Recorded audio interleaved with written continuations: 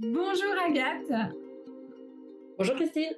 Alors, je suis ravie de t'accueillir pour cette interview. Donc, Agathe Léopold, qui est partenaire d'Hello Tempo, qui est un écosystème du mieux-être holistique qui permet de découvrir différentes disciplines, mais aussi thérapeute, coach et praticien en développement personnel pour trouver la bonne méthode au bon moment avec le bon praticien. Agathe, tu es praticienne en Ayurveda, mais pas que. Tu combines d'autres outils, dont la PNL et la psychologie positive.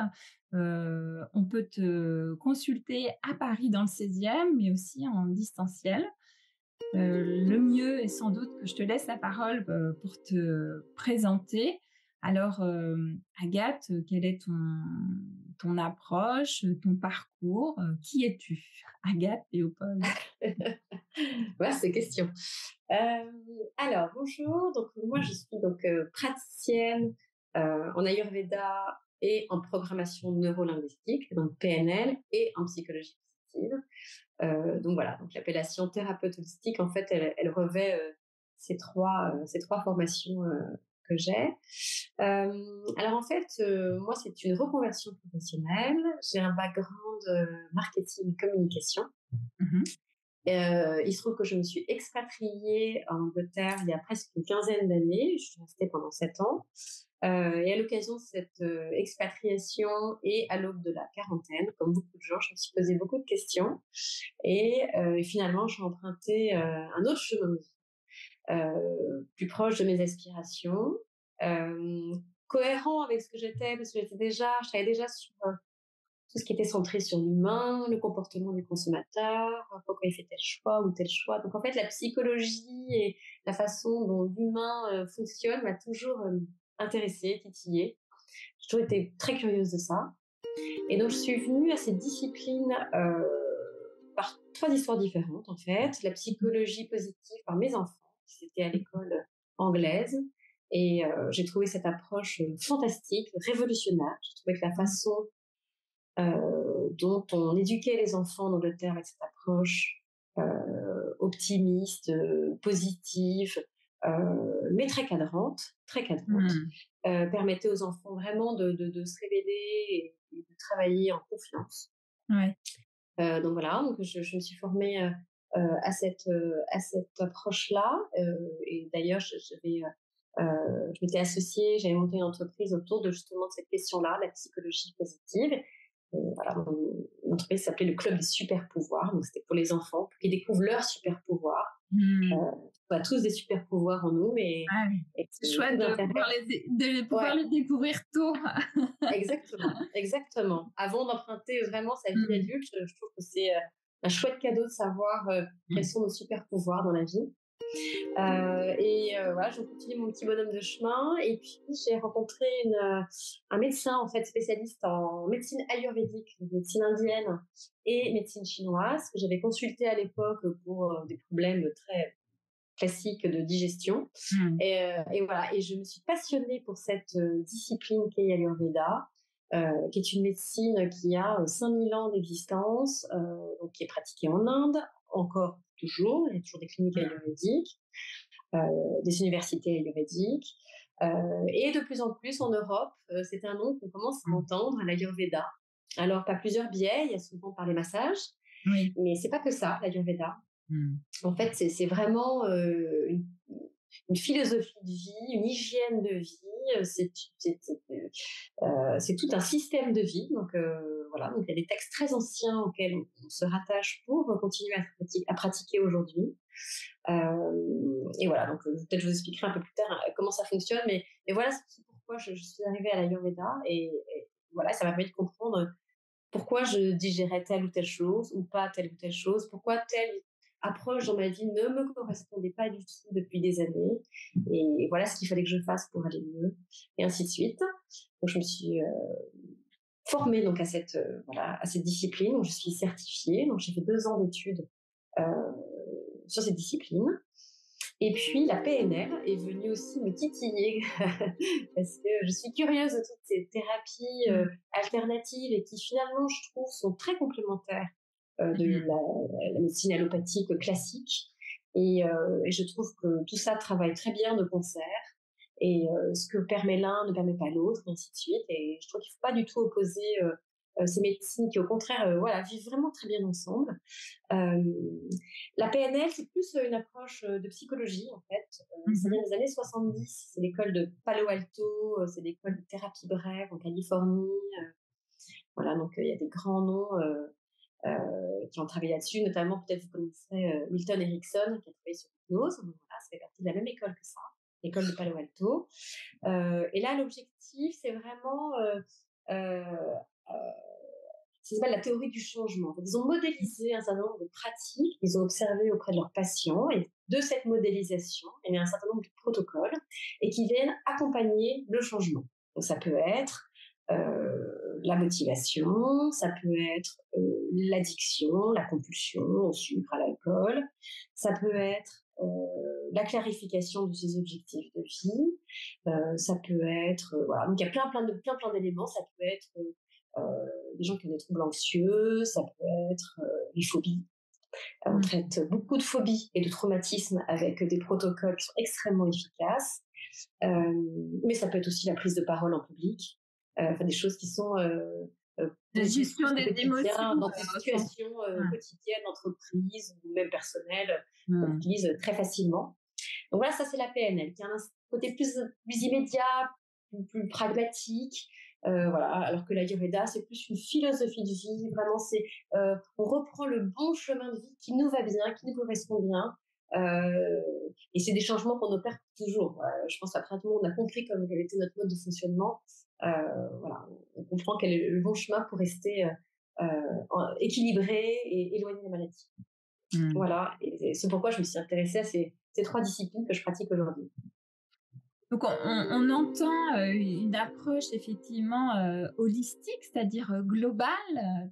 Tes accompagnements se passent comment tu combines ces différents outils. On vient te voir plutôt pour un. Enfin, comment ça se passe? Comment tu pratiques en fait, toi, avec ce panel d'outils? C'est vrai que c'est vraiment une question, ça dépend de la personne qui vient à moi. D'abord, souvent, la personne vient à moi avec une idée de faire de l'Ayurveda ou de faire de la PNL. Donc, en fait, c'est marrant, les gens viennent déjà avec l'idée qui se font de la façon dont ils vont être accompagnés. Donc, certaines personnes, c'est comme ça que ça fonctionne. Il peut y avoir cette curiosité de l'Ayurveda, et à ce moment-là, voilà, je les accompagne principalement là-dessus. Après, quelqu'un qui vient me voir et qui me dit je suis phobique, je sais pas, moi, des ascenseurs, je suis claustrophobe. Là, j'ai un exercice qui est déjà tellement tout fait en PNL que je vais tout de suite proposer ça en première intention. Sauf que quand on creuse, bien souvent, quand on est phobique de quelque chose, c'est qu'il y a peut-être autre chose derrière ça. Et donc, c'est peut-être quelqu'un qui, de toutes les manières, a aussi des troubles anxieux qui se manifestent là par ce biais-là, mais peut-être par d'autres circonstances. Et à ce moment-là, c'est intéressant de creuser via notamment l'approche ayurvédique. Peut-être que son profil est un profil qui est un peu anxieux. Quelle serait la bonne hygiène de vie qui permettrait de le détendre? Quelle serait la bonne alimentation qui viendrait lui apporter du confort, de la sécurité, de l'ancrage? Voilà. Donc en fait, on peut venir par un biais, mais finalement souvent, une fois qu'on a ouvert une porte, voilà, il y a d'autres chemins qui se dessinent. Et après, je dirais que c'est un peu la façon dont la personne est réceptive aussi. On en parle ensemble. Donc, je propose plusieurs outils. Et celui qui paraît évident en première instance. Et puis, en fait, après, soit les gens sont d'accord pour se laisser accompagner, et je leur propose tout un schéma d'accompagnement. C'est ce que je propose à travers des packs, notamment. Donc, je propose des packs holistiques. Ou bien on reste sur de l'Ayurveda, parce que c'est vraiment ce qui les intéresse. Quel est leur profil de naissance? Comment soigner leur déséquilibre? Quelle est la bonne feuille de route qui leur correspond? Quelle est l'hygiène alimentaire que je vais pouvoir leur recommander? Et là, on reste vraiment dans un profil ayurvédique, et que je propose aussi sous forme de pack de 3 séances. Voilà, mais je m'adapte vraiment à la personne que j'ai en face de moi, puis on en discute. Et puis ça vient un peu des problématiques avec lesquelles les gens arrivent. Oui, bien sûr. Alors, pour nous parler peut-être un peu plus de l'Ayurveda, tu nous as parlé là de profil, de feuille de route. Tu peux nous en dire un peu plus, comment ça se passe quand, enfin, une séance en Ayurveda avec toi, qu'est-ce qu'on vient, effectivement résoudre? Avec quoi on repart? Comment tu travailles? Alors, je travaille. D'abord, j'ai un premier rendez-vous téléphonique pendant un quart d'heure, 20 minutes, pour un peu définir quel est l'objectif de la personne. Donc ça, c'est vrai dans mon approche, toutes les pratiques. Qui est gratuit, je me permets C'est de gratuit. oui, voilà. Absolument, Mmh. absolument. C'est gratuit, qui nous permet aussi de voir quel est le feeling qu'on a entre nous et que je Ouais. propose la façon dont de travailler. Est-ce que ça convient à la personne qui est en face de moi? Parce que ça demande quand même une certaine implication. Le rendez-vous suivant, il dure bien 1 heure et demie, où là, on revient Mmh. sur voilà, tous les mots de la personne, ce qu'ils ont de l'enfance, de l'adolescence, de l'âge adulte. Moi, il y a beaucoup d'observations parce que je vais à la fois avoir l'information qu'on va me donner, mais en fait, en Ayurveda, on observe beaucoup le physique de la personne. Donc, ça va être Mmh. ses cheveux, la couleur de sa peau, si sa peau est sèche ou grasse, la couleur de ses yeux, la forme de ses yeux, la forme de son nez, de sa bouche, de ses dents. Enfin, voilà, donc vraiment, il y a vraiment, je dois vraiment bien regarder la façon dont la personne est faite. Je vais prendre son pouls également, lui faire tirer la langue, parce que la langue en Ayurveda est très importante, ça permet de lire beaucoup de choses, notamment l'état de son système digestif, en fait, son Mmh. feu digestif, qu'on appelle Agni. Et voilà, donc ça, ce rendez-vous, il est très important parce qu'il me permet vraiment de déterminer quel est le profil ayurvédique de la personne et donc de lui donner quelle est la feuille de route qui lui correspond le mieux.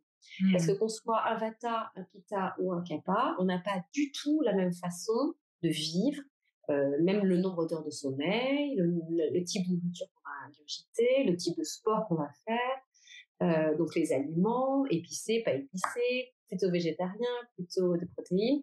Voilà, tout ça est vraiment du sur-mesure. Donc, Mmh. c'est vraiment du cas par cas. Donc, Mmh. c'est pour ça que ce rendez-vous, il est vraiment à la fois dans la récolte d'informations et à la fois dans l'observation pour moi, pour être au plus juste avec ce qui correspond à la personne. Donc, la personne repart avec donc, toutes ces informations qui lui correspondent. Et puis après, je propose de la revoir encore 2 fois. Donc, une fois pour lui donner son régime alimentaire. Et puis la fois d'après, pour tout ajuster en fait, tout ce qu'elle Mmh. a pu expérimenter, parce que c'est aussi de l'expérimentation, Bien l'Ayurveda. sûr. C'est une médecine qui est empirique, sur l'observation. Donc on essaie des choses, on voit ce qui se passe dans notre corps, et c'est comme ça qu'on ajuste en fait son hygiène de vie. Oui et puis là aussi, c'est, une approche vers le changement, donc comment on met en place, le changement dans son quotidien, comment on réagit, qu'est-ce qui est facile, pas facile avec Mmh, la vie, mmh, et les habitudes. Si on est, aussi, j'imagine, on vit seul, avec une famille, l'alimentation, vient interroger, très largement des habitudes, oui. Mmh, quelquefois, enfin très, très ancrées et voilà, mmh, il faut se réorganiser, et puis, le faire avec douceur, pour que ça oui, fonctionne, aussi. oui, oui. Heu, Et d'ailleurs, en fonction des profils, c'est ça qui est intéressant aussi, c'est que comme c'est une l'Ayurveda est holistique, il y a à la fois le psychisme, le physiologique et le physique. Il y a vraiment les trois à chaque fois. Et en mmh, fonction qu'on soit Vata, Pitta ou Kapha, souvent on ne prend pas l'information de la même façon non plus. mmh, Donc un Pitta, il va foncer bille en tête, ça va être un challenge pour lui, il va faire des choses hyper bien, hyper carré. Le Vata, il va peut-être pas vouloir faire ça de cette façon-là, il va demander beaucoup d'explications, beaucoup d'accompagnement, peut-être mmh, beaucoup plus. Peut-être qu'on aura un coup de fil entre les 2 rendez-vous de suivi pour le rassurer. Voilà, et alors que le kappa, peut-être qu'il aura besoin de plus de motivation. Donc en mmh. fait, c'est vraiment, à chaque fois, il y a tous les paramètres de la personne à prendre en compte. Mmh. Voilà. Donc, Vata, Pitta et Kapha sont, du coup 3 doshas, dominants, donc une combinaison, qui s'articule, bah, pour chacun, en fait, c'est ça que tu Oui. détectais. Alors j'en profite pour souligner, effectivement un article, co-créé, avec toi sur Hello Tempo, qui s'affiche et que vous pouvez, retrouver pour justement, réaliser un 1er petit test, gratuit, pour définir en fait quel type de dosha dominant, vous êtes, ce qui donne une 1re lecture, et pour avoir une petite idée, de soi avec les lunettes de l'Ayurveda et Ouais, suivre ouais, après en séance, évidemment parce que toi, oui. tu envoies, un questionnaire très complet, Mmh. pour affiner, pour comprendre et définir, du coup le profil, de naissance. On appelle ça un profil de naissance, c'est ça en Oui, ayurveda? Oui. Ça veut dire oui. qu'on est avec, Oui, on est avec, c'est issu d'accord. de nos 2 parents, en fait, et Mmh. ce profil se constitue, pendant la grossesse, in utero. D'accord, d'accord. Mais là où la complexité de l'Ayurveda vient se greffer à ça, des déséquilibres qui peuvent Mmh. se créer tout de suite, même dès la naissance. Et donc ce Mmh. déséquilibre ne vous appartient pas, mais il va vous embêter tout au long de votre vie. Parce que pour telle et telle raison, et parce que ça peut être une alimentation qui vous correspond pas du tout depuis Ouais. toujours, ça peut être une hygiène de vie, ça peut être plein de choses, plein d'éléments exogènes en fait, qui viennent que finalement, vous êtes tout le temps déséquilibré et jamais sur vos doshas d'équilibre. Donc, Mmh. donc à la fois ce avec quoi on est né, je sais pas, on va être 60% kapha, 30% pitta, et puis 10% vata, ou bien 70 pitta. Voilà. Donc chacun a ses équilibres comme ça, Mmh. personnels. Mmh. Et puis il vient se greffer à ça des choses qui viennent, qui viennent Perturbé, ouais. Mmh. tout bousculer, et ça crée des troubles du sommeil, des troubles de la digestion, de l'anxiété, des problèmes de peau, des migraines, des insomnies, enfin voilà, plein de maux du quotidien comme ça qui viennent nous titiller. Ça peut être des tendinites, enfin voilà, il y a Mmh. énormément de choses qui sont le résultat de déséquilibres dans notre hygiène de vie, qui ne correspondent pas à notre nature profonde. Et donc ton accompagnement permet, à chacun de repartir avec, des actions, précises, pour à mettre en place, à rediscuter. C'est ce que tu nous as dit, d'où effectivement, jusqu'à 3 séances en fait avec, le Mhm. pack que tu proposes. Hem et alors la PNL, tu nous en as déjà parlé, comment elle vient, s'articuler de manière très concrète, quand on vient te rencontrer? Est-ce que tu peux nous donner quelques exemples, cas clients, que tu as pu, avoir? Alors disons que la PNL, je m'en sers tout de suite Mmh. dans la clarification de l'objectif de la personne. C'est vrai qu'en Mmh. première intention, pour cadrer le premier rendez-vous, la PNL, avec ses questions extrêmement pragmatiques et intelligentes et puissantes, en fait, Mmh. me permet d'établir vraiment quel est l'objectif de la personne qui vient me voir. Donc ça, tout de suite, finalement, Ouais. je fais de la PNL sans le savoir. Donc ça, je fais ça en première intention. Et après, ça dépend un peu des mots avec lesquels les gens arrivent. Parce qu'il y a des choses qui me paraissent évidentes. Voilà, quelqu'un qui a subi un traumatisme, qui a une phobie, ou qui... Voilà, donc ça, c'est évident, je vais mettre la première intention. Mais ça Mmh. n'empêcherait pas de faire de la Ayurveda peut-être plus tard, si la personne est d'accord. Mais bon, voilà. Donc déjà, la PNL, le premier rendez-vous, clarification d'objectifs, c'est quelque chose que j'utilise quasiment toujours. Mmh. Et ensuite, en fonction des cas clients, moi, je reçois beaucoup de femmes, quasiment que des femmes, entre 13 et 60 ans à peu près. Vraiment tous les cycles de la vie de la femme, en fait, de l'adolescence à la grossesse, la jeune femme, la femme plus mûre, la ménopause. Donc ça, c'est intéressant parce qu'on accompagne aussi d'un point de vue alimentaire complètement différemment une jeune fille qu'une femme d'âge mûr, Bien sûr. évidemment. On Mmh. n'a pas les mêmes besoins, puisque ces cycles de la vie de Vata viennent, voilà, la complexité est qu'en fait, en plus, on est Kapha, on devient Pitta à l'âge médian et on meurt, on vieillit Vata.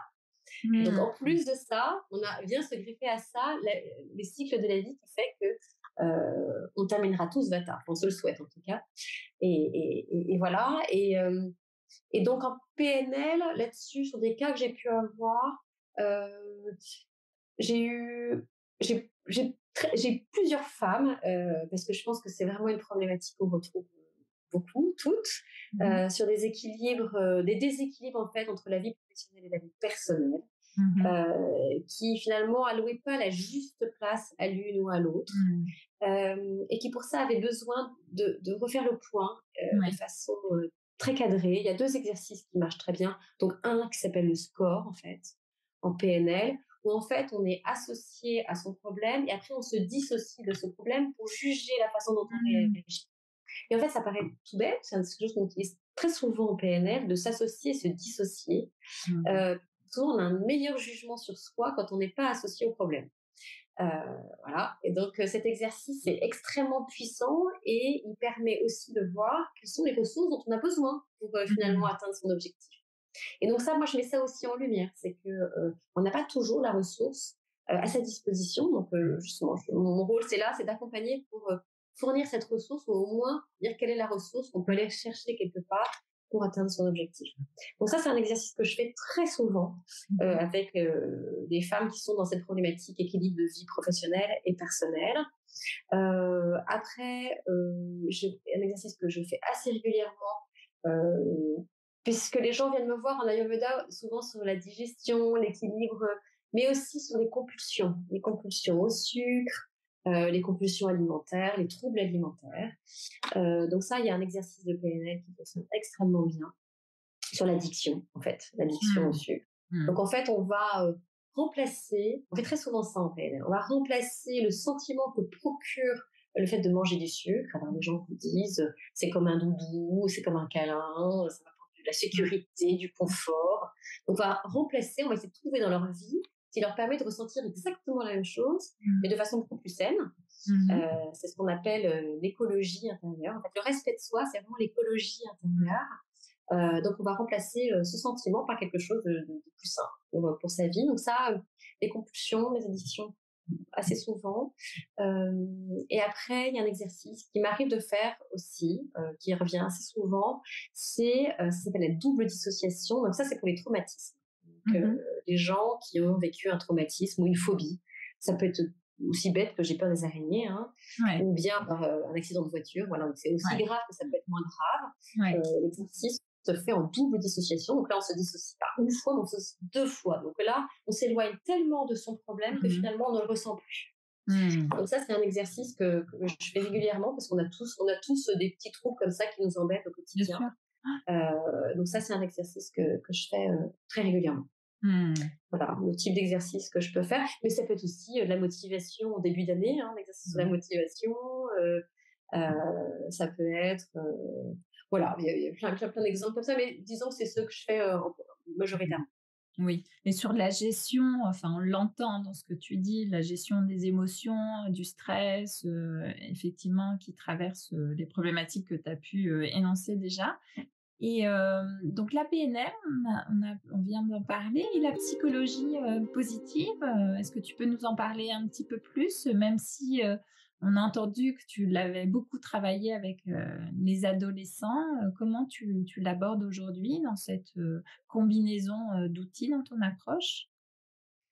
Disons que la psychologie positive, d'abord, c'est l'état d'esprit avec lequel peut-être j'aborde aussi les Oui. clients. Donc, c'est aussi ça. C'est une façon de voir la vie. Mmh. Et ensuite, c'est tous ces exercices, je fais faire aux plus jeunes, Mmh. notamment les adolescentes, Mmh. qui, elles, souffrent le plus manque d'estime d'elles-mêmes, de confiance en elles. Donc, elles, je leur fais principalement travailler avec la psychologie positive. Il y a pas mal d'exercices qui sont très intéressants. Alors, ça peut être tout simplement tenir un journal de gratitude, de choses qu'on a fait dans la journée, qui étaient réussies, qui nous ont fait plaisir. Mmh. Ça peut être cet exercice des forces qui permet de noter Mmh. ses qualités dans un journal et peut-être demander à sa famille ou à son entourage, ses amis, s'ils pouvaient vous décrire en 5 forces lesquelles ils mettraient en avant. Et souvent, c'est une grande surprise pour ces jeunes filles Mmh. de se rendre compte à quel point finalement les gens avaient un regard positif sur elles et voyaient en elles des choses qu'elles-mêmes avaient du mal à s'avouer. Ça, c'est un exercice, je trouve, très puissant sur l'estime de soi et la confiance en soi. Voilà, où je les fais dessiner. Voilà, donc il y a plein de petits exercices, plein de petits outils de psychologie positive qui sont peut-être plus faciles à aborder pour les adolescentes que l'Ayurveda ou même que la PNL. Même si la PNL, je travaille souvent la PNL aussi avec les adolescentes. Mmh. Voilà. Mais c'est vrai que la psychologie positive, c'est souvent pour les plus jeunes que j'utilise. Mmh. D'accord. Mais pas que. Sur le de gratitude, on pourrait tous le faire tous les Oui, matins. bien C'est sûr.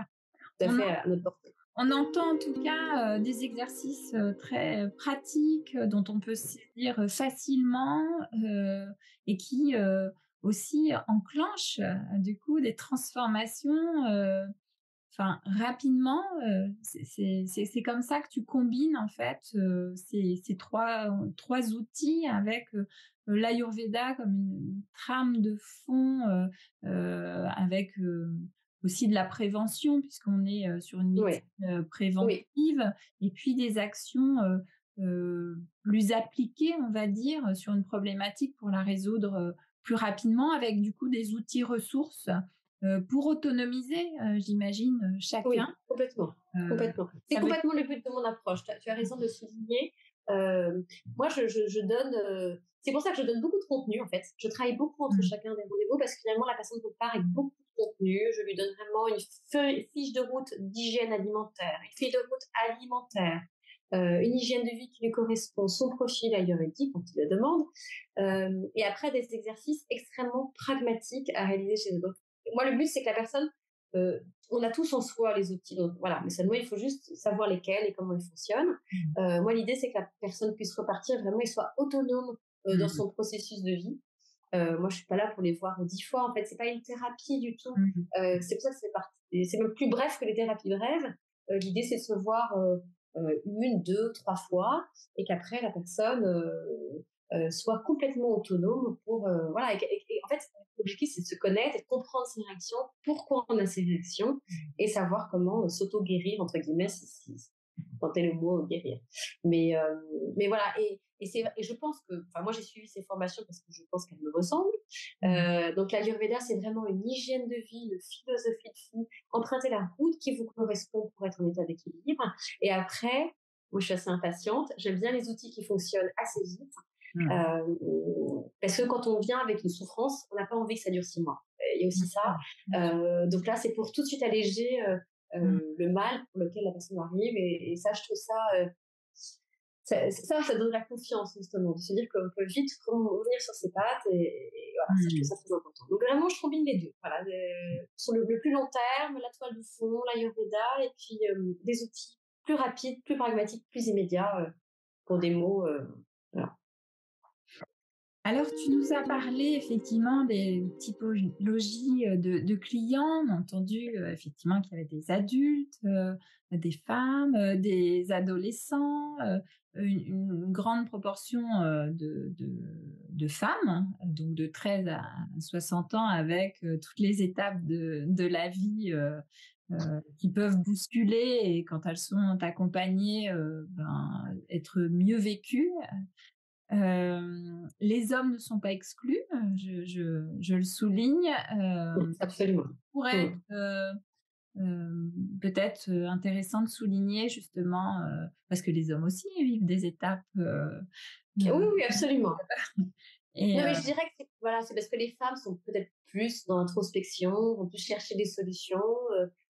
Les hommes ont peut-être même pas conscience que ces outils existent. Après, quoique en PNL, c'est comme des outils qui sont beaucoup utilisés en fait en coaching et en ressources humaines. C'est des outils qui sont beaucoup utilisés en entreprise. Donc c'est peut-être par cette approche-là qu'ils pourraient être plus sensibilisés.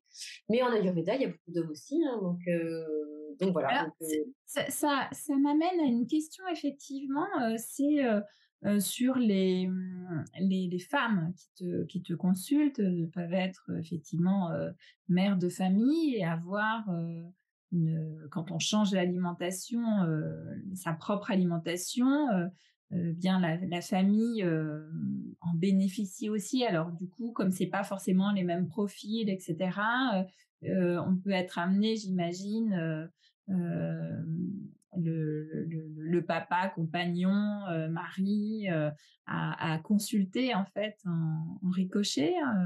Absolument, absolument, parce que c'est vrai que c'est vrai que ça va commencer à devenir un petit peu compliqué si Mmh. et tout le monde a un profil différent dans la famille, mais oui, effectivement. Et d'ailleurs, on a tous dans nos familles, on sait très bien que telle personne ne supporte pas ça ou telle personne ne supporte pas ça, et finalement, bon, voilà, on pense que c'est une question de goût. De temps en temps, c'est une question de goût, mais pas toujours en fait. Ouais. Il y a vraiment une raison en fait physiologique. Mmh. Donc c'est vrai que si on change pour soi l'alimentation, si votre compagnon, mari ou vos enfants, eux, n'ont pas du tout le même profil ayurvédique, effectivement, Mmh. ce serait intéressant. Mais il m'arrive, d'ailleurs, en consultation, de discuter de ça avec ces femmes où elles me disent: «Oui, mais moi, mon fils, il est plutôt comme ci, comme ça, et voilà, et ça me, je dis, ok, donc peut-être que votre fils, s'il est plutôt kappa, plutôt vata, alors que vous êtes plutôt pitta, effectivement, et il peut m'arriver qu'on discute finalement du profil de toute la famille.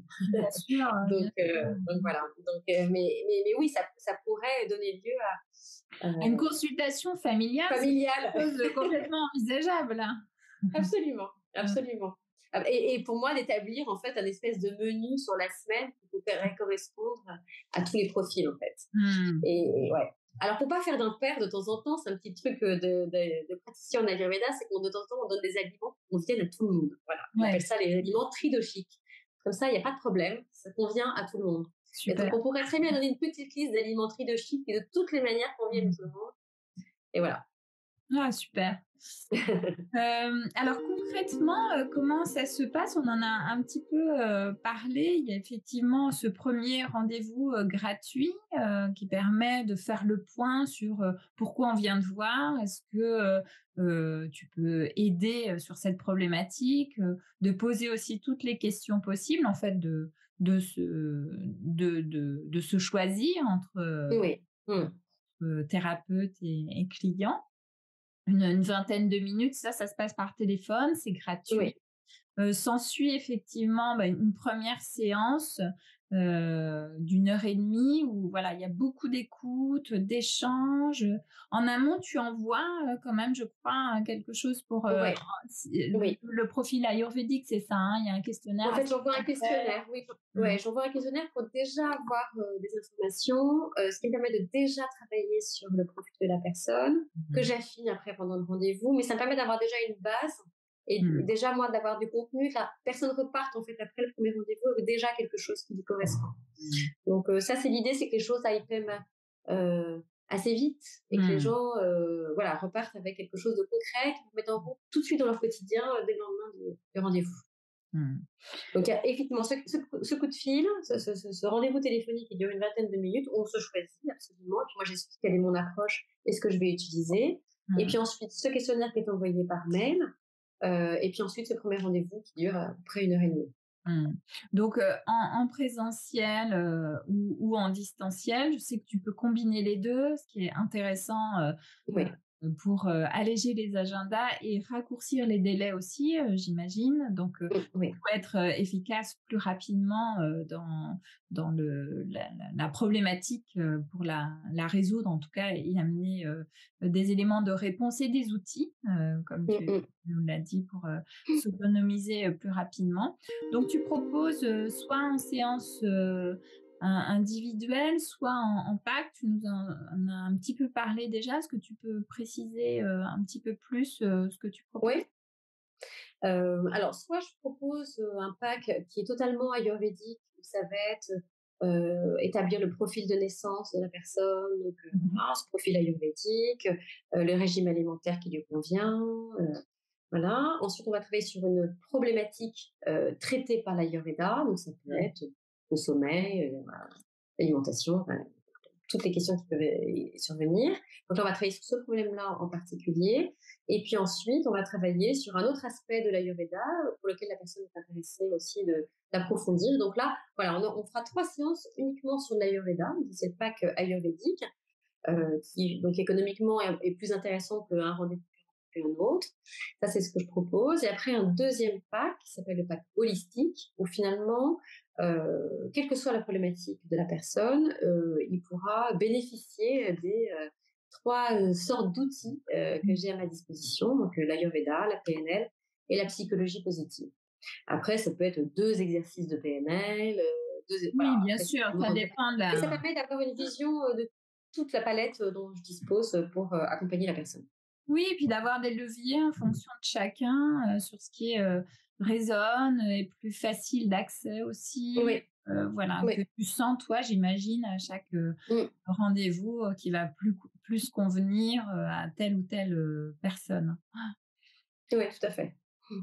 Donc on te retrouve, pour en savoir plus, sur, hello-tempo.com, une vitrine complètement dédiée, où tu nous parles effectivement de ton parcours, de ton approche, des outils, des packs, des séances aussi, comment ça se passe concrètement. On peut y lire ta formation, on peut y lire aussi des avis clients et puis bien évidemment toutes tes coordonnées, mail, téléphone, pour te joindre et puis te poser voilà les questions utiles pour savoir effectivement si tu peux accompagner telle ou telle problématique. On retrouve également un autre article dont on n'a pas parlé sur l'alimentation ayurvédique, donc sur l'automne, mais plus Oui. largement sur les saisons froides, parce que là aussi, alors, il y a les doshas, mais il y a aussi le cycle de la nature, tu nous en Mmh. as parlé effectivement, et les saisons en font partie avec des, des légumes, Ouais. mais pas que, en tout cas, qui sont Les très épices, attirants, des ouais. épices, Mmh. évidemment, Ayurveda, Oui. très important. Donc voilà, si vous avez envie d'aller jeter un œil, ça va s'afficher juste là. C'est une autre manière de te découvrir aussi. Il me reste effectivement à te remercier, Agathe, à dire qu'on te retrouve dans le 16e arrondissement, donc en présentiel, hein, c'est ça, en Oui. cabinet euh, Oui. et en À distanciel. Paris. C'est tout à Ouais. fait Mmh. possible, ce que je veux dire. Merci beaucoup en tout cas pour cet Merci à toi. échange. On en sait beaucoup plus sur toi maintenant, donc je vous invite en tout cas à décrocher peut-être votre téléphone. À très bientôt en tout À cas. très bientôt. Ouais. Merci beaucoup. Merci Christine. Au revoir. Au revoir.